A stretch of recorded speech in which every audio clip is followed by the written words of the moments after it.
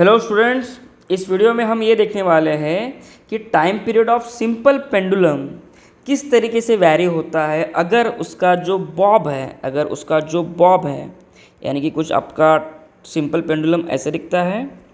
ये जो बॉब है अगर इस पर मैं पॉजिटिव चार्ज लगा दूँ और इसे इलेक्ट्रिक फील्ड में रख दूँ तो इसके टाइम पीरियड पे क्या फ़र्क गिरता है। तो सबसे पहले हमें time period of simple pendulum पता होना चाहिए, जो कि होता है 2π√L/G।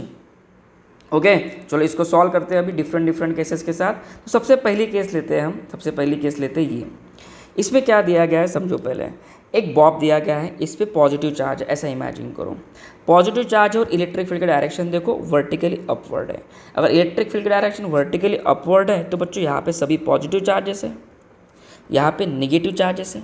ओके, अब इस पॉजिटिव चार्ज पे ये बॉब पे फोर्स कैसा लगेगा? फोर्स लगेगा बच्चों इस डायरेक्शन में वर्टिकली अपवर्ड। फोर्स कितना लगेगा? क्यू ई इतना लगेगा। इलेक्ट्रिक फील्ड में अगर रखोगे तो चार्ज क्यू को इमेजिन करते हैं कि Q is the charge on Bob, ठीक है। तो फोर्स को क्या लिख सकता हूँ मैं? फोर्स को मैं लिख सकता हूँ mass into acceleration, Q E. तो यहाँ से एक्सेलरेशन क्या बना? क्यू ई बाय एम, ठीक है। लेकिन क्या एक ही एक्सेलरेशन उसे मिलेगा क्या? नहीं।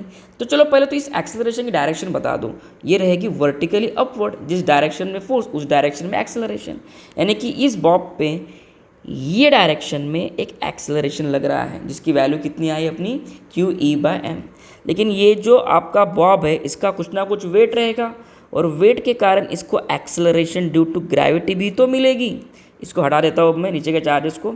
इसके कारण, इसके वेट के कारण इसको जी भी मिलेगा। क्या मिलेगा? जी।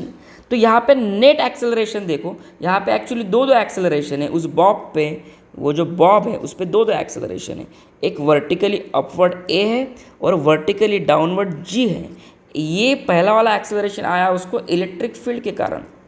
जी जो आया अपना, ये तो एक्सेलरेशन ड्यू टू ग्रेविटी के कारण। तो नेट एक्सेलरेशन कितना होगा? नेट एक्सेलरेशन होगा बच्चों जी माइनस ए, यानी कि जी को मैं जी ही लिखता हूँ, ए को मैं लिख सकता हूँ क्यू ई बाय एम। तो यहाँ पे time period of simple pendulum होगा 2π√L/A नेट। तो 2π√L/A नेट कितना है? G minus Q E by M इतना है। क्लियर? चलो आगे बढ़ते हैं। अभी ये वाली केस में देखो, ये वाली केस में इलेक्ट्रिक फील्ड का डायरेक्शन देख लो। पहले इलेक्ट्रिक फील्ड का डायरेक्शन नीचे है। अरे हिलो मत भाई, चलो ठीक है। इलेक्ट्रिक फील्ड का डायरेक्शन नीचे मतलब यहाँ पे पॉजिटिव चार्जेस है, यहाँ पे निगेटिव चार्जेस है, ठीक है। तो इलेक्ट्रिक फील्ड ऐसे दिखाई दी गई है। तो इस पे चार्ज कैसा लगेगा? हम अज्यूम करेंगे कि ये बॉब पे पॉजिटिव चार्ज है, तो इस पर फोर्स कैसा लगेगा? वर्टिकली डाउनवर्ड, ये डायरेक्शन में फोर्स लगेगा। कितने मैग्नीट्यूड का? क्यू ई मैग्नीट्यूड का। तो यहाँ से एक्सेलरेशन क्या होगा? Q E by mass of the Bob, चलेगा। तो यहाँ पे बच्चों दो एक्सेलरेशन है। चलो इस एक्सेलरेशन की डायरेक्शन बता दो। इस केस पे वर्टिकली डाउनवर्ड रहेगी, और लेकिन इसका वेट भी तो रहेगा, इसका वेट वर्टिकली डाउनवर्ड, यानी कि यहाँ पे दो एक्सेलरेशन लगेंगे। किस पे? उस बॉब पे। एक ड्यू टू इलेक्ट्रिक फील्ड जो कि वर्टिकली डाउनवर्ड, और एक एक्सेलरेशन ड्यू टू ग्रेविटी। तो यहाँ पे नेट एक्सेलरेशन कितना आएगा? नेट एक्सेलरेशन आएगा ए प्लस जी। ए है आपका Q E by M plus ji.